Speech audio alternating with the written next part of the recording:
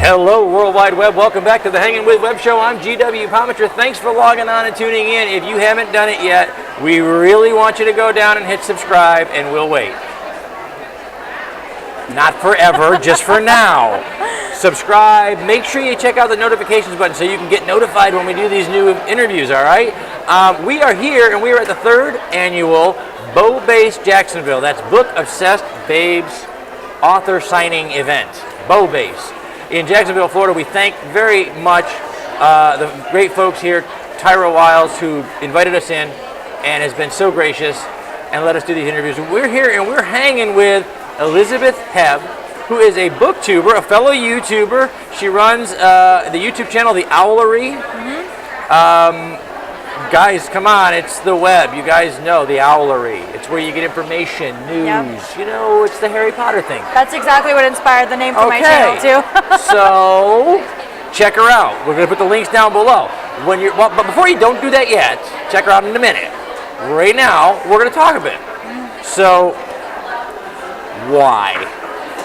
Why Booktube? Why Booktube? What drew you to being a YouTuber, being a booktuber, being a creator? So I started reading when I was very young, you know, as one does, and I just really loved reading, and I just read everything I could get my hands on.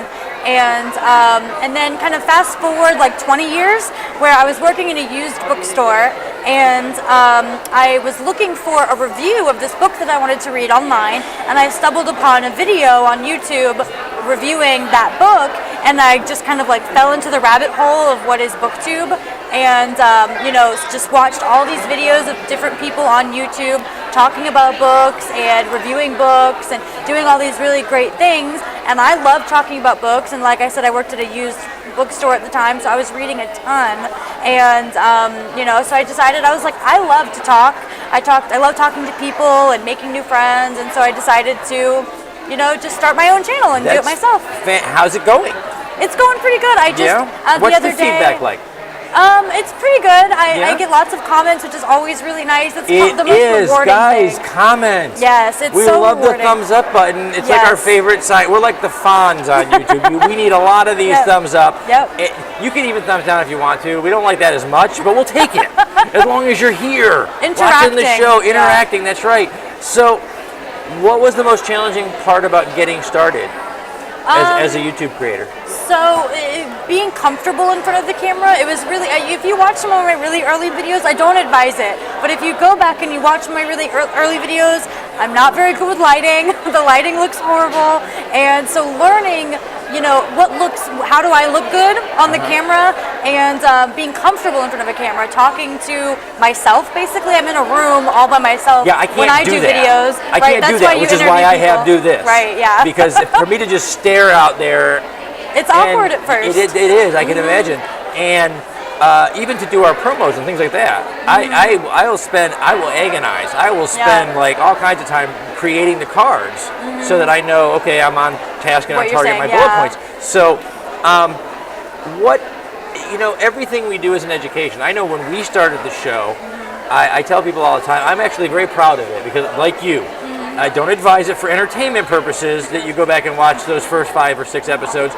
But if you do, you will see that everything we do is an education. And we started the show with an iPhone. Yeah, and me standing way too far across the room yelling at the iPhone to try to get some video.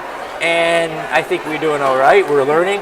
But what was the most unexpected lesson that you've learned since you started? What did you think? When the first time you saw somebody doing a review or whatever, you thought, oh, I can do that. That's going to be easy. And then you got here and it was like, oh, God, I have to learn what? Yeah. So probably the most unexpected thing that I really didn't expect when doing Booktube is honestly because there's tons of different videos that we do, right? We haul the books that we buy. We'll do, we'll say, okay, if you liked this book, then read this book, or a video like that. But just a straight up review of, I read this book and this is what I thought of it. It was a lot harder in the beginning to get my ideas across in what seemed like a coherent manner. Like it just was all over the place, and so learning to write a script, right? I was like, oh, I could just talk to the camera and edit, and it took twice as long. But if you write a script, and learning how to do that and write out my thoughts in a coherent manner so that I can transfer that into video form was hard. And, people don't necessarily realize that it is that difficult. Yeah.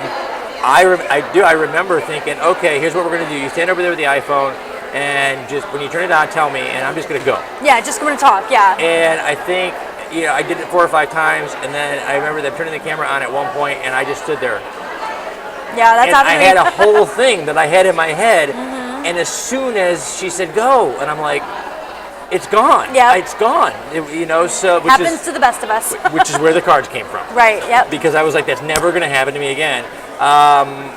We learned about lighting. Yeah. We learned about sound. The bane of a filmmaker's existence. Oh yeah, I'm sure. I used external lighting or external sound for a while, and then I was like, nope, and I had to go.